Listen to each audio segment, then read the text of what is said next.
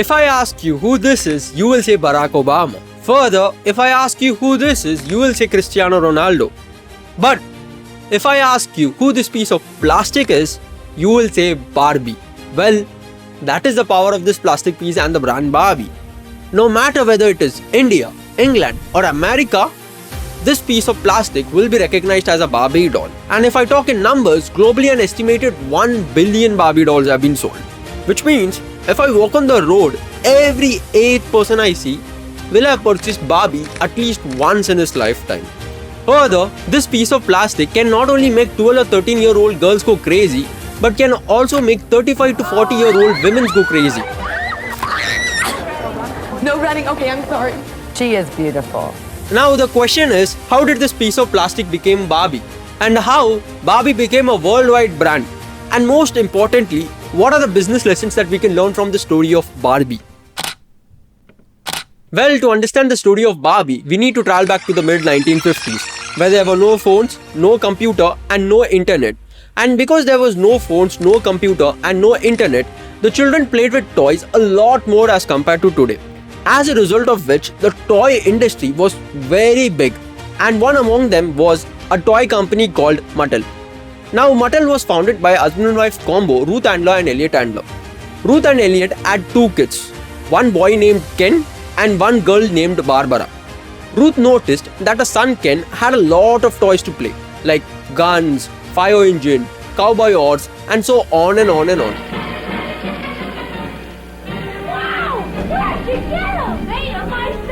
On the other hand, her daughter Barbara most of the time played with baby dolls, where she would imagine herself to be the mother of the baby doll and play with the baby doll. Seeing this, Ruth understood that if she could design new toys for girls and launch it successfully in the market, then there was $1 million market waiting for her. But she did not get any breakthrough idea for the product.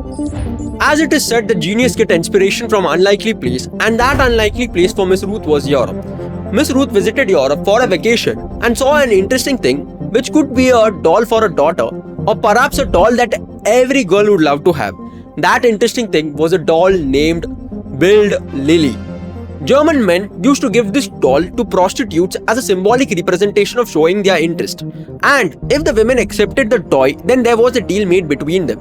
You know what deal, right? But ironically, Miss Ruth realized that this sex symbol could be a toy that she was looking for a daughter, or perhaps a toy that every girl would love to have. Unlike most of the toys at the time in USA, Lilli was not a baby. Instead, she was a grown-up woman with feminine figure. And most importantly, Lilli's outfits could be changed. Ruth thought that this product would be a perfect match for the US market. Ruth purchased few boxes of Lilli and got into the plane to get back to America. Reaching America, Ruth showed the doll to Mattel's employees and shared a vision of converting Lilli into a girl toy. And after the meeting was over, Mattel's employees started to work on Lilli. They added on new features like twisting and turning the doll, as well as foldable legs. As well as after redesigning, Lilli was renamed as Barbie, after Ruth's daughter Barbara. And Barbie was launched in the Toy Fair of 1959. After initial launch, Barbie did not become a huge success. Instead, Barbie received outlashes for being a doll with breasts. They didn't think that a doll with breasts was exactly appropriate. The problem here was that all the distributors and shopkeepers were men, so they were not convinced whether parents would buy a doll with breasts for their kids. Further, things got worse when market research showed that mummies were also against Barbie dolls. Mummies tagged Barbie as being a daddy doll because of Barbie's feminine structure.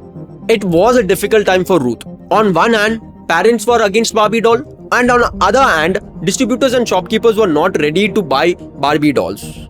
But Ruth was adamant on launching Barbie as it was designed. Why was it important to you that this doll have breasts?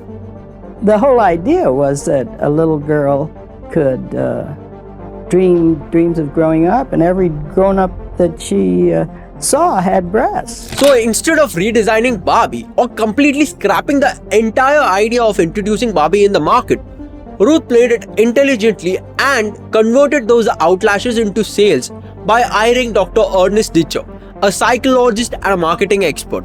Dr. Ernest started studying the consumer psychology on Barbie And while the study was going on, one girl said that Barbie was so well groomed. The girl's mother overheard her daughter and thought that if she purchased this doll for her daughter, then her daughter would be inspired to be well groomed just like the doll. And back in the 1950s, if the girl was well groomed, then her chances of getting married to well settled men increased. And one of the biggest fears that mothers would have is, what if a daughter is not well groomed? This was what Mattel and Dr. Ernest needed. Mattel used this in their marketing very intelligently, where they showed beautiful well-groomed Barbie in their marketing campaign. And you know what? With a little market study and change in marketing communication, Barbie was a big hit. 3 lakh Barbie dolls were sold for $3 each in 1969, the year of launch.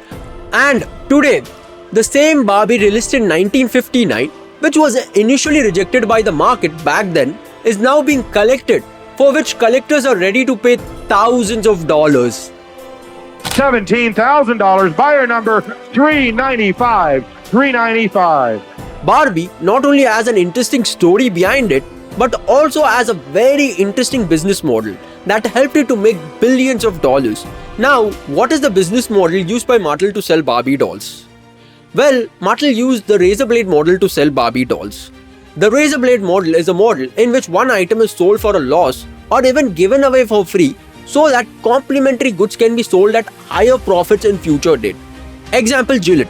Gillette sells razors at loss so that in future it can keep on selling blades to consumers at high profit.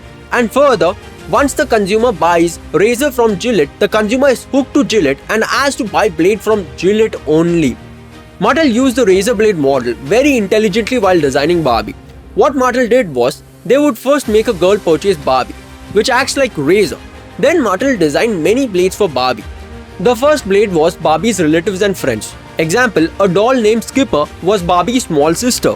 And here's Skipper. She's Barbie's little sister. And a doll named Ken was Barbie's boyfriend. She met Ken, and somehow she knew that she and Ken would be going together. So now Mattel brings you Ken, Barbie's boyfriend. The second blade was Barbie's dresses, and the third blade was Barbie's environment such as Barbie's house, Barbie's swimming pool, etc.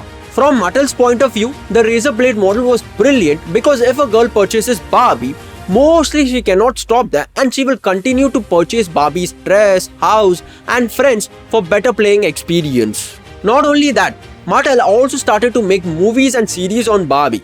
The idea behind making movies and series was to make the story of Barbie richer in the mind of audience, which will eventually lead to better playing experience with dolls.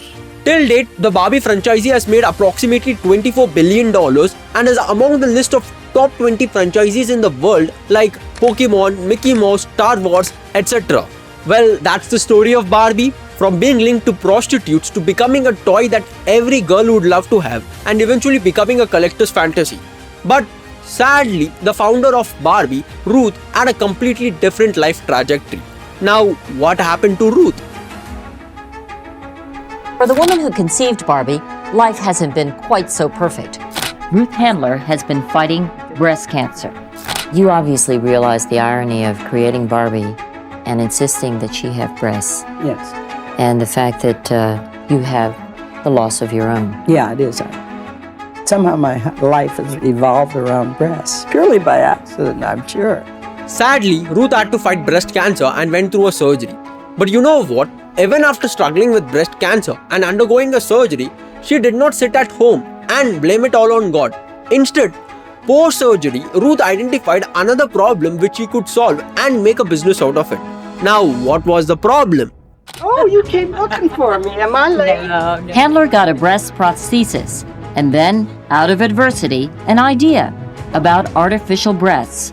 They were designed by men, obviously, who didn't have to wear the damn things. And besides that, they didn't match the other side. The two sides just didn't match. Post-surgery, Ruth understood that the artificial breast prostheses used by the survivors of breast cancer were designed by men and had a lot of problems that Ruth could solve using her skills previously acquired at Mattel Toys. So, Ruth brought her old teammates from Mattel Toys and partnered with a doctor to create new type of artificial breast prostheses and named the company as Nearly Me. And you know what? Ruth went on full on with marketing where she would unbutton her shirt in front of a room full of audience. Just imagine the impact of this simple and powerful marketing gimmick combined with a unique problem-solving product would have. Well, that's what happened. Within just 1 year of launching the product, Nearly Me crossed $1 million in sales, and Ruth loved explaining about Nearly Me products to women who needed them.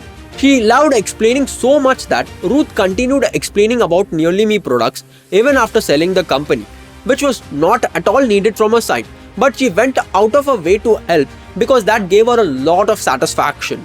Well, that's it for the story of Ruth. From launching a doll with breast, then losing her own and eventually transforming the artificial breast prosthesis market, she has really lived an interesting life full of ups and downs. Now coming to the most important part of the video, that is the learnings from the story of Barbie and Ruth. I personally have learnt a lot of things while making this video. The most important thing that I take from this case study is the power of empathy in problem solving.